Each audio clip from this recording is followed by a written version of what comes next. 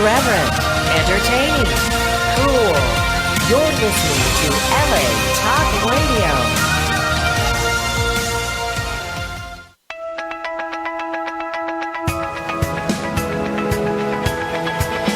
You're listening to Peace Fund Radio with Ethan Dettenmeier and country. Civilized. How about uncivilized? That's probably my maybe.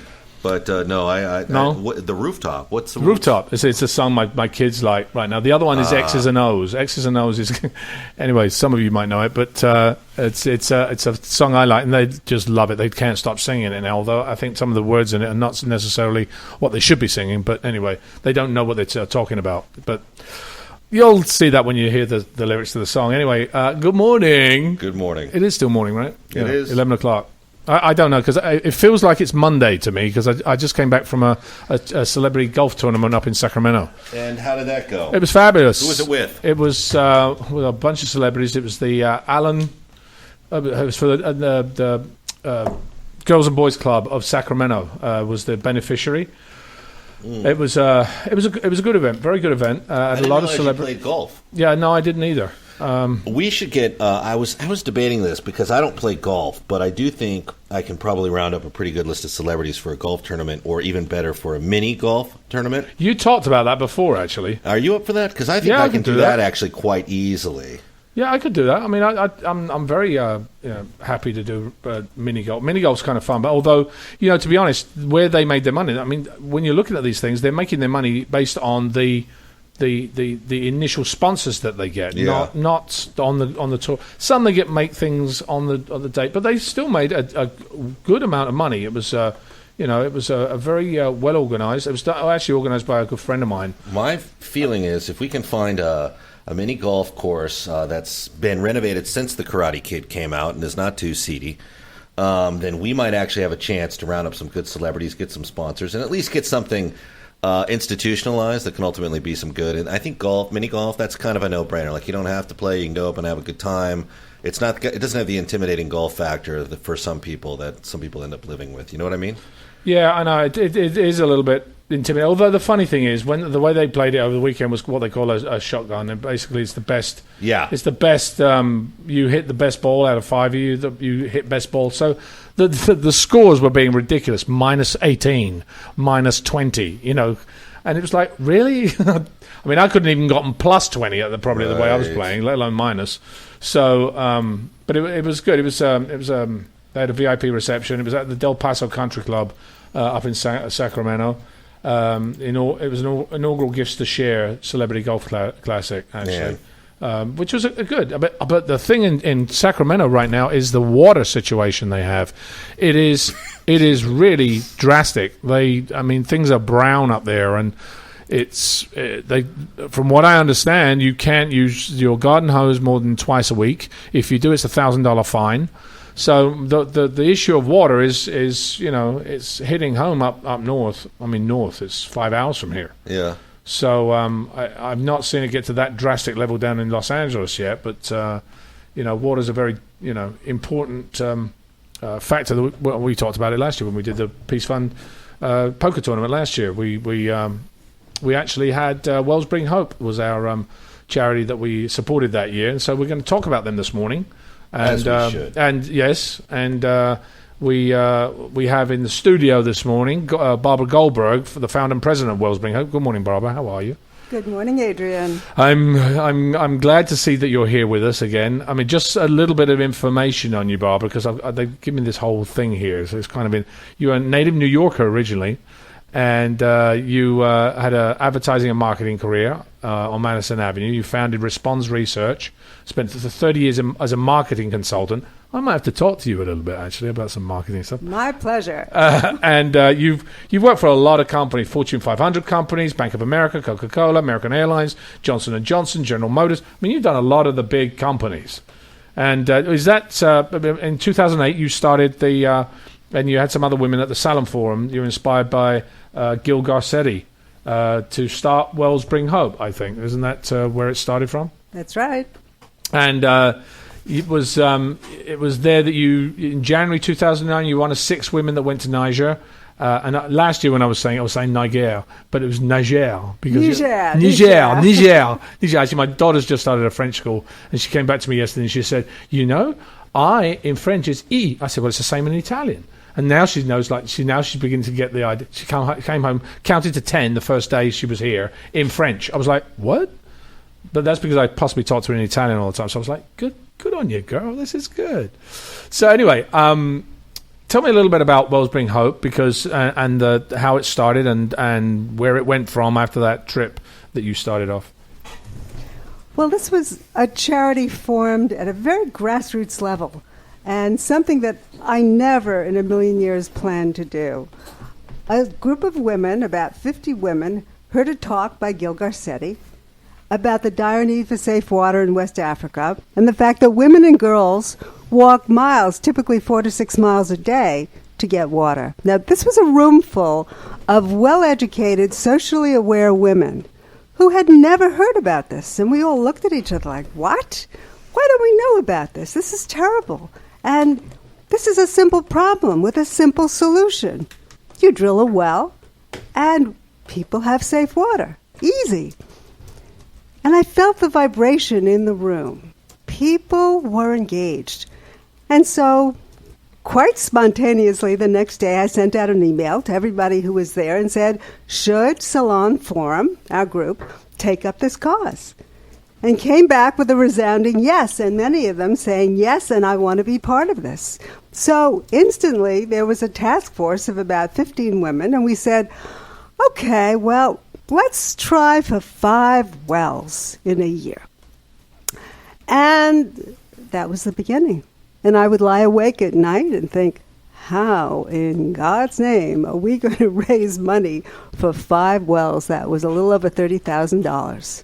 The interesting thing about it was when I, the point is it's not just digging a hole and bringing up water. It's a whole different thing. And I think the strength of the foundation, which really attracted me to it, was the fact that you go in there, you build the well, and then you actually stay with the infrastructure for a long period of time to actually help the local town or village restructure their economic agricultural, their farming, their goods and services based on a well, based on bringing water to them so that they can actually make money from that and therefore grow their economy.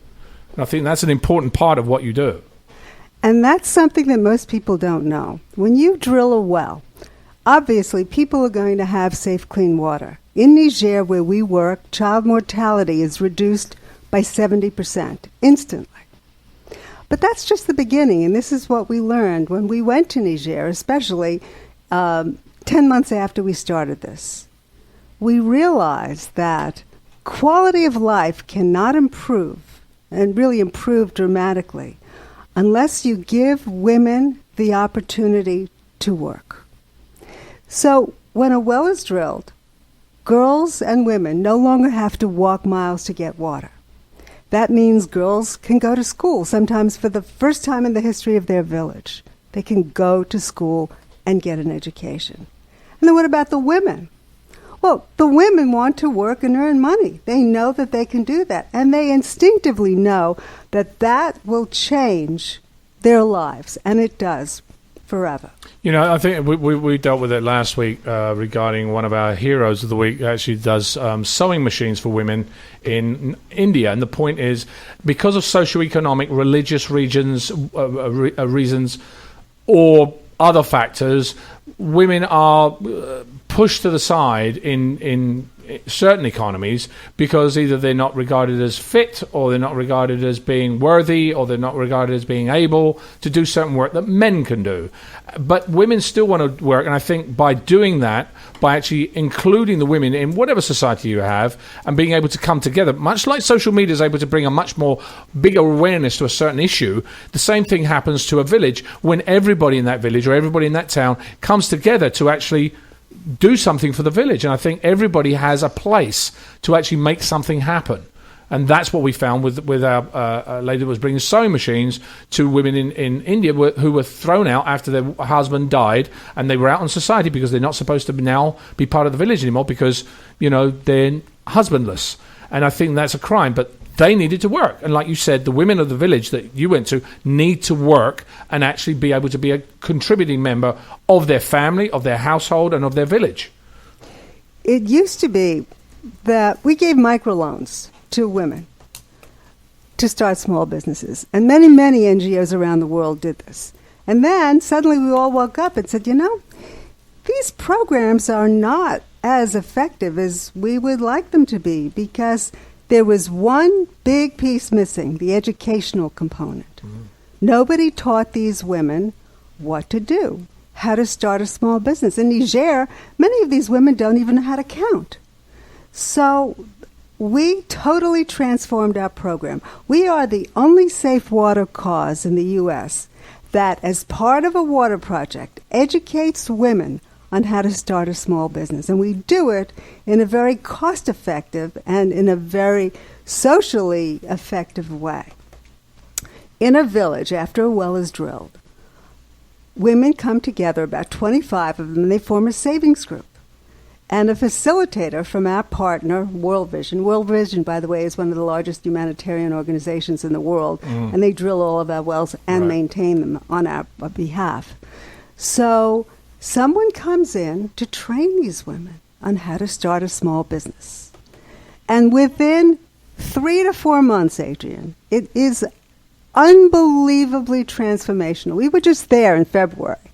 And this was 3 years after we had set up this program, and we were an integral part of making this program happen. So we went into the villages. We were there. We spoke to probably close to 100 women in these savings groups. And I was just amazed, beyond expectation, of how successful these women were in such a short time. For those of you out there that we're talking about water and talking about wells bring hope in Niger, West Africa, just for your information, over 750 million people lack the access to clean, safe water every day. That's more than 2.5 times the population of the United States, where most of us probably waste more water before noon than these people use in a month. So even here in California, be very aware that, we are in a drought, or we are getting into that situation where don't leave your tap running. I mean, even my kids now turn to me and say, you're wasting water. Look, the tap's on. So turn it off, turn it down, use the water less. Just so the other information, lack of access to clean water and sanitation kills children at a rate equivalent of a jumbo jet crashing every 4 hours. In sub-Saharan Africa, 4 out of 5 children either use surface water or have to walk more than 15 minutes to find a protected water source. And I know that was something that you had actually were dealing with, was the women and the children walking somewhere and using surface water as their water source to drink. And that then caused diarrhea and death and diphtheria and all the other diseases associated with it. Another disease that people don't talk about very much is trachoma. 40% of the people in Niger have trachoma. What is trachoma? Trachoma is an eye infection. Basically, it's conjunctivitis that turns into trachoma, which leads to blindness if it's untreated. So you'll see these kids in Africa with lots of flies on their faces. They don't even, and adults as well, they don't even brush them away. They're so used to the flies being there. And those flies carry germs and disease. And these kids get conjunctivitis. It's not treated. They have no way to treat it. And they become blind. And you'll see that happening. And you'll see a lot of adults who are blind. So when women are able to wash the children's faces every day, several times a day, to keep their faces clean, guess what? They do not get trachoma. Right. I mean, and then they're not, the other issues that walk to the wells, which, in Africa alone, 40 billion hours of every year are just to go and walk for some water. That's staggering. So you imagine what you could be doing with those 40 billion hours if you didn't have to go and find that water. So it's, and so when you went there, let me just, you went there. How many times have you been to Niger now? 3. 3 times. Has it been different every time you've gone, or is it? Yes. In what way? Well, let me talk about this last time, because that was the most profound for us. In the past, we were very focused on what's the effect of contaminated water and what happens when you drill a well and you see the positive effects. But we saw something very different this time. We saw the effects of global warming. We heard from mothers about babies, children dying from dehydration. Not enough of even the bad water to sustain them. So the combination of drinking contaminated water and being dehydrated is even more frightful experience to have to go through, which is what they're going through right now. I remember last year when you were talking about this, that that you had mothers that had 10 children, of which 9 of them had died, or 11 children, 10 of them had died. It's so staggering to think, as a father, when you see your kid, or as a mother, to realize that every child you're having is dying just because they don't have access to clean water. And that was a staggering number, I think, that always affected me last year when we initially just started discussing this. Has that changed at all in the villages that you've been in, or any of the ones that has that? I mean, obviously you've been in 3 years now, so have you seen any improvement in those types of numbers in the villages that actually now have wells? The villages that have wells, babies don't die from contaminated water. It's eradicated. But in the villages that don't, it's worse than it was before because of the factor of global warming and dehydration. We spoke to many pregnant women, or women who had been pregnant, who had miscarriages. And their doctor said, when they finally got to see a doctor, if they did, it was because of being dehydrated and drinking contaminated water, both. What about sanitation? I mean, obviously, you bring water into a village, they have to go and get the water there. But what about sanitation? Does that change sanitation as well in a village? I mean, how does that work? Those two things must go hand in hand. We talk about water and sanitation in the same breath. The phrase wash that most safe water causes address. It's water, sanitation, and hygiene. The sanitation component involves the use of latrines. Now, typically in a village without safe water, people do what is called grazing. They will urinate and defecate anywhere. And what happens is that seeps into the groundwater. Children playing can get access to it on the surface. And this is what contributes greatly to death and disease. So before we even drill a well, a village must agree that they will, with our help, install latrines. We used to do that for them, but we said no. They must take ownership of these latrines so that they are theirs and they use them. We're the only safe water cause that goes into every village once a month for a minimum of 15 years. Why? Not to check on the well. We teach the villagers how to maintain the well. Why we go in is to continually reinforce that education piece, to make sure that they're using the latrines. And that means overcoming some taboos in those villages that have been in existence for hundreds of years. Yeah. So it's not an easy job, the education component. The funny thing is you talk about going back in, I think that's one of the key things whenever you run any program whatsoever, is to make sure you have a follow-up. Because when we did School Makes a Difference, which was one of the first programs we ran, we would go into a school, we had a very successful program, and then we didn't have the follow-up. So for the next 3 or 4 months, the kids were great, and then suddenly they forgot what you had taught them, or the values that you'd mentioned, or the impetus that you set forward, and then it all went back to how it was before. And especially if you've got villages that are rooted in tradition and the ways that they've been for so long, going back in there once a month every year is a very good way to actually remind them that there is a new way to actually be able to use the sanitation that's been provided for them. That's a major point, the issue of sustainability. Many Rotary clubs, in total good faith, drilled lots of wells all over the world, and for many years. But some of them got smart, and they addressed the maintaining of the continuity of making sure that these wells were being maintained. But that's something that is integral in our model, because what we simply do is train the villagers at the very outset.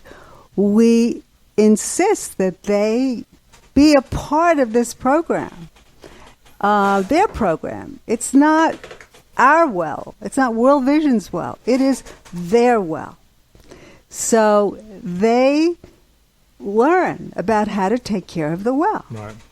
And they also must set up a small maintenance fund. Everybody contributes a small amount of money so that when a part breaks down, they have to get a new part, they know where to go and they have the money. Yeah, I'm a big, what's the word? I'm a big advocate, if you like, of when you take something into somebody, is teaching them how to use it properly. Because I think that's half the reason things don't get done, is that they're not the proper way of using things. You know, like you pick up a new microwave, you got to know how to use it. I mean, because otherwise you're just pushing buttons and anything can happen. But sanitation, I mean, we talked about it's one of the leading causes of death, of diarrhea and death in children in the world. It's crucial to global health. And you know, human waste is, as you mentioned, full of bacteria that cannot be, you know, if it gets into the water system, the kids drink it, then it causes all the issues that you discussed earlier on. What I think was really interesting that you said is changing the way that people have in their culture, in the way that they have done it for so long. How difficult is that to change their ways into saying, okay, here, we've got this new thing, it's called a latrine. Don't go defecate everywhere else, or you've got to use this thing. How difficult is doing that? Is it easier in some cases than it is in others? No, it is very difficult across the board.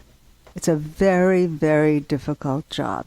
That's why we are in those villages once a month, to continually reinforce the need for them to use latrines and to determine, are they using them? It's tough. It's so easy to drill a well. It takes 3 or 4 days for that well to be operational. Our wells are 250 to 300 feet deep. So we use drilling rigs that cost $1.2 million. These are not hand dug. It's not a bucket and shovel, right? It's not a bucket and shovel, no. So that's the easy part, though. It's very easy to do that. But to change ingrained habits. Example, I mean, I found this interesting when I first heard it. But according to their tradition, you should not defecate on someone else's defecation. So what happens in a latrine? Oh, exactly dear, that. So there's that. Yeah. What, is it a taboo? Is it some sort of like a spiritual thing that happens? I mean, That's part of their culture. Right. So to overcome those kinds of taboos, doesn't happen overnight. Let's talk a little bit about, what happens to the community when it gets clean water. I mean, you obviously teach the children. When you say you go in there to teach them about sanitation, is that also about what it does for clean hands and clean faces and all these other uses of hygiene? Is that one of the things that your organization teaches the villagers? Absolutely. That's the hygiene component. That's the use of clean water to wash the children's hands and faces, and when they're supposed to do that, obviously before meals and when they go to school in the morning, these mothers take great pride in being able to send their children off to school clean, and also for themselves. I remember the first day when I was in Niger, the first village, we were talking to a woman who said, "Don't you smell me?"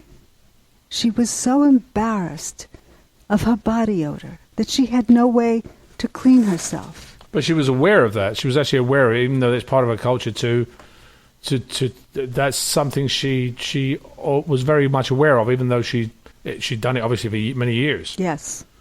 They all want to personally be clean and have their children be clean.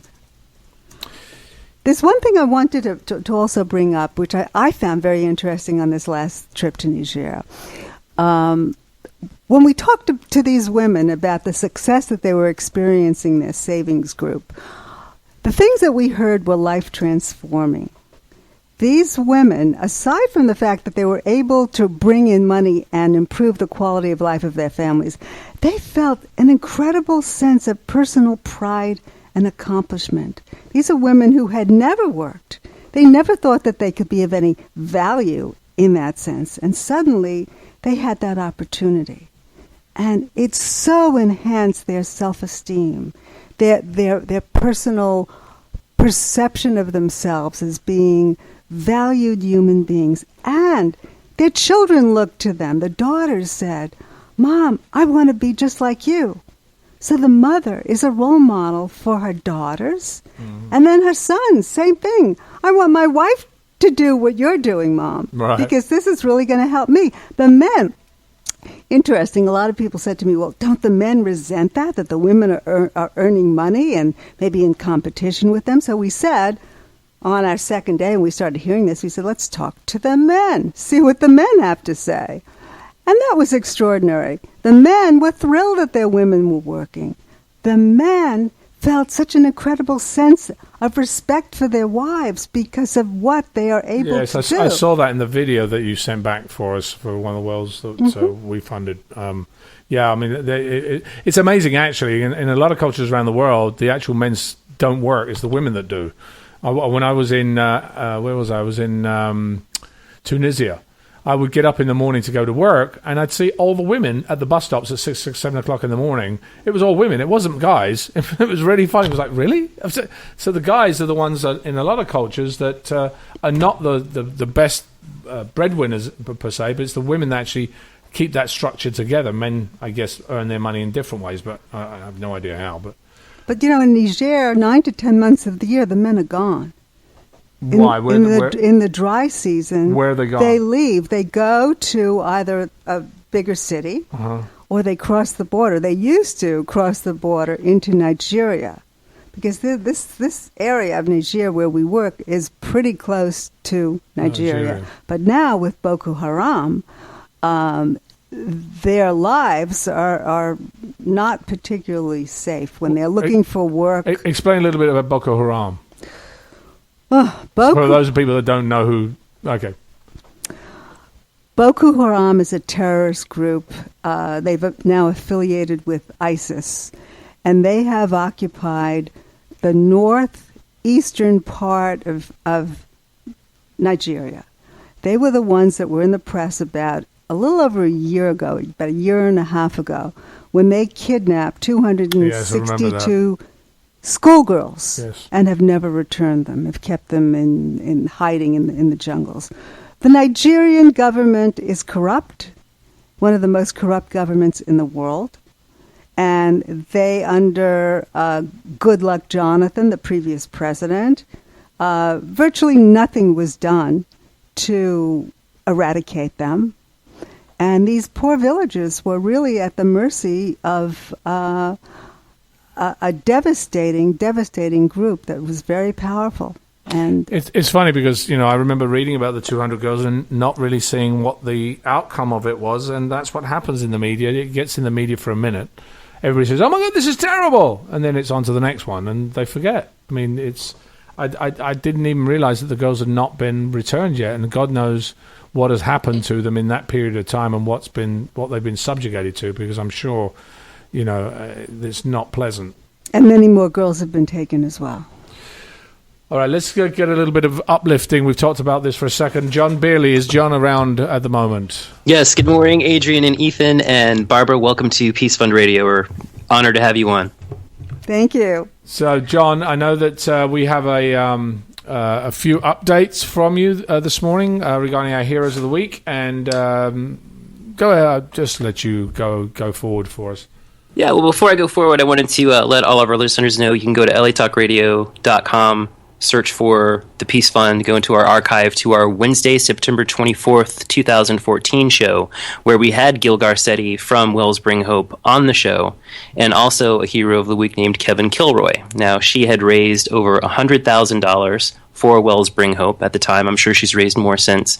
And she and Gil talked about working together and the work that Wells Bring Hope has done So I invite everybody to definitely go and check out that episode. And in our Hero of the Week segment today, we're going to be talking to two young ladies who have done a lot of hard work themselves to bring water to places that need it. Back on our January 15th, 2014 show, I first told you about Isabelle and Katherine Adams, who are the daughters of Ken and Deborah Adams of Dallas, Texas. These girls have been using art to aid other children since they were barely past the toddler stage themselves, when they were making and selling wood-carved animals to support the young burn victims at Camp Itonkachi in Dallas. After their father, Ken, taught the girls origami, which is the Japanese art of paper folding, the girls founded Paper for Water, which you can find at paperforwater.org, and have used their origami to build more than 70 wells around the globe, with over $650,000 raised. And just wait until you find out how old they are. Isabelle and Katherine are joining us by phone from their school today to tell us why and how they've done it. Interesting. I'll be kind of curious to see, Barbara, obviously you've had a lot of experience with building wells, kind of see what the synergy or the differences are between the wells that they've built and the wells that Wells Bring Hope have built, based on the sustainability of the actual communities around them. I mean, these two young girls, we highlighted them about how long was it? About a year ago, wasn't it, John? A little over a year ago, yeah. And it's interesting that a simple thing like paper origami can raise that amount of money, and that's what we found in all our Heroes of the Week, is that by doing a small thing, everybody thinks, well, I'm just going to do something. We had a young girl that raised $150,000 on a lemonade stand. So it's interesting how these young girls can do this. Hello? Hello, is this Isabelle and Katherine? Yes. Hello, girls. This is Adrian Paul and Ethan Dettenmaier and John Beerley. And we also have Barbara from Wells Bring Hope here. Good morning. How are you? Good. How are you? I'm very well. Whereabouts are you girls this morning? Well, right now we are at school. And they've let you do this radio show, right? Yes. We're not going to get you in trouble. No. What grades are you in? How old are you? I'm Isabelle, and I am 11, and I'm in 6th grade. And I'm Katherine, and I am 9, and I'm in 4th grade. Wow, this is awesome. So when did you decide to make water your cause? I understand about the origami, but when was water your cause? Well, we decided to make water our cause when we learned that every 20 seconds a child died because they did not have clean water, and kids didn't get to go to school because they were hauling water all day. And I understand that you've built 70 wells now. What sort of countries have you built these wells in? We built them in 9 countries, and the countries are Ethiopia, India, Ghana, Uganda, Mexico, Peru, Liberia, Zimbabwe. Wow, and what you've been to some of these places, haven't you? From what I understand, where have you been? We've been to India and Peru. And what do you find the life is for children your age in places like this who don't have clean water? It's very, very different. Instead of having a nice place to study or do their homework, they just have, if they even have a desk, it's just like a plank of wood. But most people don't even have desks. And the schools they're in don't have electricity or running water. And they have dirt floors. And so go on, go ahead. And most of them don't have toilets, too. Yeah, we were talking about all of this morning because Barbara Goldberg from Wells Bring Hope is in Niger, West Africa, and we were talking about the sanitation. We're talking about the hygiene and how surface water is really tough and it causes so many different diseases. What organizations do you build your wells for you? How do you go into? How does it work for you? Who do you support with the money that you raise? Almost all our money goes to a company called Living Water International, and then we're giving a little bit to a company called Dig Deep, and they're working on a project in New Mexico on an Indian Navajo reservation, and there are about 250 homes, and they have no running water, no toilets, no electricity. They have nothing. And so we're working on getting them some water in their houses. You know, I remember when I was much younger than you, and my father said to me, you know, one day people are going to put water in bottles. And I said, what? Well, water comes from the sky. Why can't we have... That doesn't seem right to me. That'll never happen, because I came from England, and, you know, you had plenty of water. It rained all the time, and we had rivers and streams, and, you know, we had muddy boots and everything else. And you never really think that there are people somewhere else that don't live like that don't have water all the time. Do you have a lot of rain where you are? Right now we're kind of in a drought, but we had a lot of rain this spring. It rained probably a couple feet. A lot of rain. It's funny. It's either nothing or lots, isn't it? Yes. So, Isabelle, was there a story that you want to share about a village that you benefited from when you put a well in? What was the process, and how did they benefit? Well, when we went to India, we were at one of the schools, and that we built a well in, and while we were there, they asked the kids, how many of you were at one point sick and had to miss school? And they all raised their hand. And then they asked, how many of you have been able to come to school more often since you've had a well? And they also all raised their hand for that. And so it's just making a really big difference in their lives, and now they get to go to school every day instead of being sick or spending their time carrying water. What about you, Katherine? Is there a story that sticks out for you? Well, I think it was last year we met this girl, and she had lived in Kenya, her whole life. And before she had a well, she did go to school, but she didn't get to attend very often because most of her day was spent hauling water, and she didn't get to study. And she loved to dance and sing, but she really never had time for it. And her walk to get water was about 5 miles, and she had to go through lots of snakes and baboons. And so once she got water, her whole life was completely changed. And she actually in person thanked us for that, and it was just very touching. And you know that you're making a big difference. Well, I love you for doing that. Let me ask you a question here. So you donate the money for the water. You make origami ornaments. How many origami ornaments do you have to do to actually build a well? I mean, this is. Do you have to sell a lot of them? How many do you make a week? Well, for a well in India, it takes 125 $40 ornaments, which is 125 hours for one well. And we usually make anywhere from hundreds of ornaments in December with the help of lots of volunteers to maybe 5 ornaments a week in our off season, which is the spring. So where else do you sell them? I mean, do you sell them online? Do you sell them? How do you distribute them? So we have an online store at paperforwater.org, and we also have them at different places in Dallas. And starting this Friday, I think we're going to have them in 2 places in Wisconsin.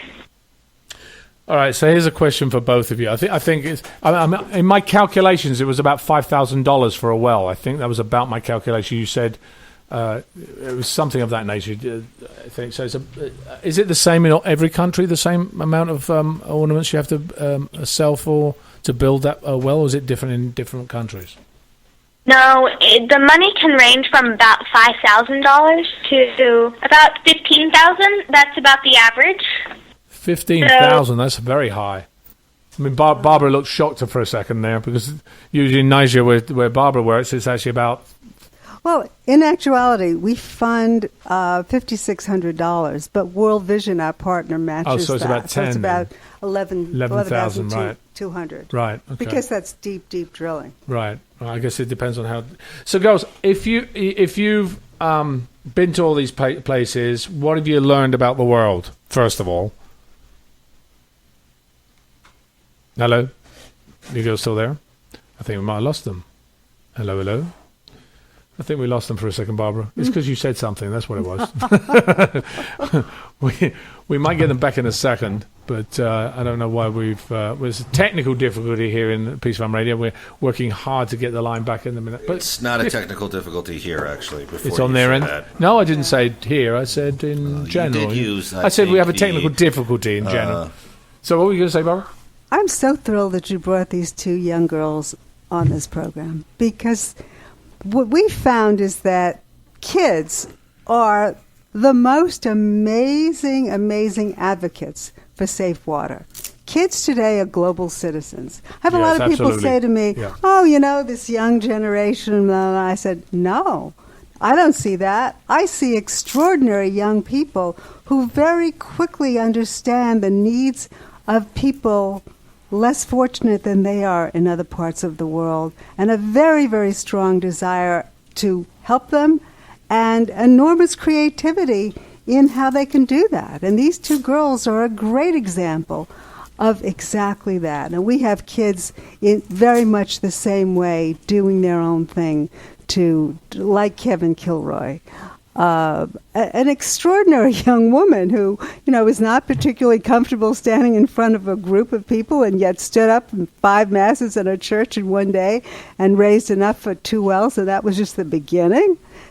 Kids do extraordinary things. Isabelle, Catherine, are you back on? Yes. So we lost you for a second there.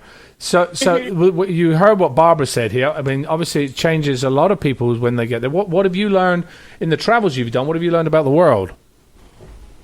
Well, I've learned, this is Isabelle, that a lot of the world is not nearly as blessed as we are, and a lot of the basics that we take for granted, a lot of people don't have, like clean water or good food or electricity, things like that we consider very basic, but that they don't have. And what have you learned about yourselves? Because I think it does change people. Like Barbara's talked about people going to Niger and West Africa, how it changes them. Has it changed you? Has it made you learn something about yourselves? It made me think that we really have just so much, but we still want a lot more. But people in foreign countries just have so little, but so many of them are so joyful and happy. Isn't that amazing? I find that's one of the most amazing statements you just made, that people that have nothing usually have a smile on their face, and people that have a lot are frowning because they don't have enough. I think we should learn a lot about that, because we learn a lot about ourselves about it. Anyway, what's next for Paper for Water? Where are you going to next? Well, as we said, we are going to help bring clean water to some houses in New Mexico on a Navajo Indian reservation, and we are currently working on that. And then this Friday, an exhibit opens for our origami in Wisconsin at the Paper Discovery Center in Appleton. And we are also looking for an executive director. You're also looking for an executive director. To put that out on social media, why don't we? John, I think we have to do that. Put him as an executive director. That'd be interesting. I'm on it. Okay, we'll put something out for you on that issue. Isabelle and Catherine, thank you so much for joining us this morning, and also thank you so much for what you do, because I think it's very important for the children and the rest of the human population, in a sense, to know that there are people out there helping us with something very basic, which we all take for granted, which is clean water. So thank you for doing that, and thank you, and please continue bringing us updates. Okay, thank you. Thank you very much. Bye-bye. It's awesome. I just loved it. I just like, it's awesome. It's just awesome. Well, they're 9 and 11 years old now. They've been doing Paper for Water for 4 years. And then prior to that, their previous work was in raising money for burn victims. So again, from the time these girls were just barely out of the toddler stage, they have been going nonstop with one artistic endeavor or another to provide relief and hope and assistance for other children. It's absolutely fantastic. And we've had a lot of kids over the years who have used water as their cause. We had Emma Ryder, who worked with waterstep.org. She's donated 80,000 pounds of shoes to villages in Kenya so that the villagers in Kenya can sell the shoes to promote their local economies and afford to sustain and maintain their own wells. We had Lulu Cerrone from LemonadeWarriors.com. That's LemonAIDWarriors.com. Lulu has built wells all over the world with the help of her mother, Lisa Cerrone, formerly Lisa Howard, who was Adrian's co-star on Highlander. Ryan Hurljack from RyansWell.ca. Ryan started building wells in Uganda and eventually across the world when he was 6 years old. He's 24 now. Imagine having spent 18 of your 24 years helping children around the world. It's amazing what some of these kids have done, and we'll have links to all of those sites on our blog later today. And I would like to remind everybody to follow and support Isabelle and Katherine, Facebook.com and Twitter.com/paper4water, and their website is paper4water.org. So, Barbara, you have a fundraiser coming up soon as well, don't you? September we do. 28th, isn't it? 27th. 27th. You want to tell us a little bit about that? Yes, this is our annual fundraiser. We hope to raise $400,000. We expect about 250 to 300 people.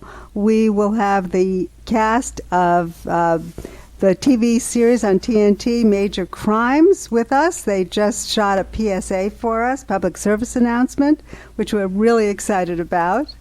And a young woman named Cassie Ballard, who a young actress who just completed an amazing walk. She did the Wonderland Trail around Mount Rainier that people typically do in about 10 to 12 days. She did it in 8 days. And all the money that she raised through a previous fundraiser and continuing to do that is going to Wellspring Hope.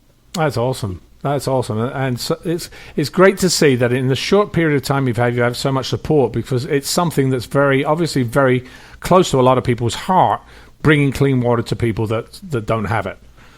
If you want to come, it's Sunday, September 27th from 3 to 6 at the home of Stanley Black. It's an amazing Hollywood legend home.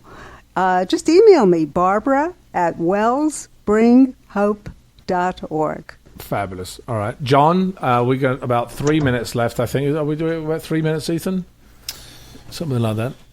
You're at the 2 minute mark. John, what else do you have for us right now? I know we've got a few Peace Fund Poker. Peace Fund Poker, yes. Coming up on Saturday, September 26th. You can go to the website peacefundpoker.org, see the list of the exciting celebrity participants who will be playing poker today. On that day, we've got also videos from Adrian explaining the process, all kinds of good information there, peacefundpoker.org. And of course, as always, you can go to thepeacefund.org to find out all of the ways that you can support the Peace Fund, support the show.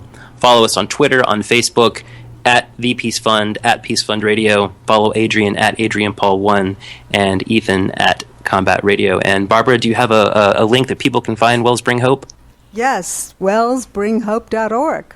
And just for those of you out there, so that those of you that have not been listening all the way through the show, they bring safe water and sanitation to rural villages in Niger, West Africa, the poorest country in the world, where contaminated water kills innocent victims, most often infants and young children. 44% of people will earn less than $1.25 a day, with 68% having no access to clean water and 96% have no access to good sanitation. So hopefully we can actually bring some more dollars in on our poker tournament and hopefully be able to support you again, Barbara. We'll see how we do this year. And again, another organization that's actually also helping is water.org, which works with local partners to deliver innovative solutions for long-term success. They're driving the water sector for new solutions, new financing models, and greater transparency and real partnerships to create lasting change. Their vision: safe water and the dignity of a toilet for all in our lifetime, which is what we talked about earlier in the show. But that's also in some parts of the world changing people's lifelong or century-long traditions in how to actually use sanitation correctly. So, Barbara, thank you so much for joining us this morning. And, I'm so happy that you came in this morning to do it. It's always a pleasure to see you. And hopefully I can actually make the fundraiser on that day. And please continue the great success you're having with Wellspring Hope. Thank you, Adrian, and thank you so much for the honor of being here to talk to you today. It's been a delight. Thank you. And all of you out there, we are still looking for some volunteers for Peace Fund Poker, as well as a couple of the small sponsors. We've got a couple of more spots. We've got a lot of lovely products. We've got some great prizes. But if you're out there and thinking maybe you can actually help out with some prizes or you want to volunteer, we are available to see that. Go to, you can email... Who should we email?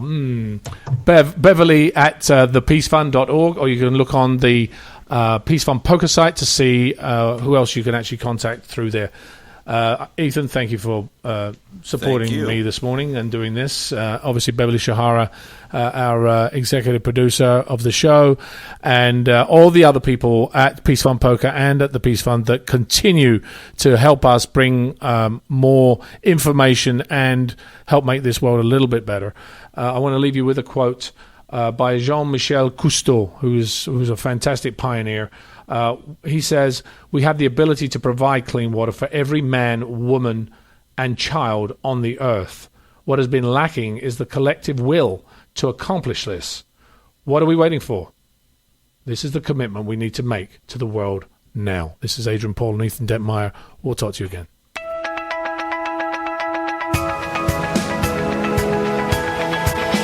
You're listening to Peace Fund Radio with Ethan Dettenmaier and Adrian Paul, right here on LA Talk Radio.